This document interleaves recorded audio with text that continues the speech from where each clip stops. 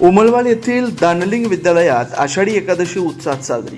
आषाढी एकादशी निमित्त उमळवाड येथील श्री दानलिंग विद्यालयात भक्तिमय वातावरणात वारकरी दिंडी सोहळा मोठ्या उत्साहात साजरा करण्यात आला।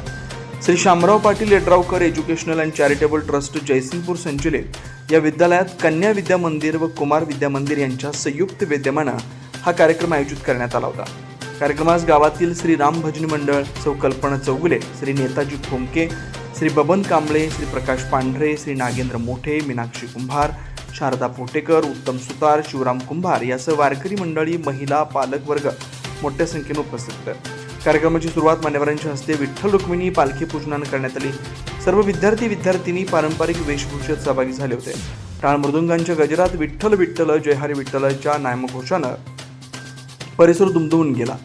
अभंगांनी भक्तिगीतांच्या सुरांनी संपूर्ण वातावरण भक्तिमय झालं होतं। शाळेतील दिंडी गावातून मार्गक्रमण करत श्री दानलिंग मंदिरात पोहोचली।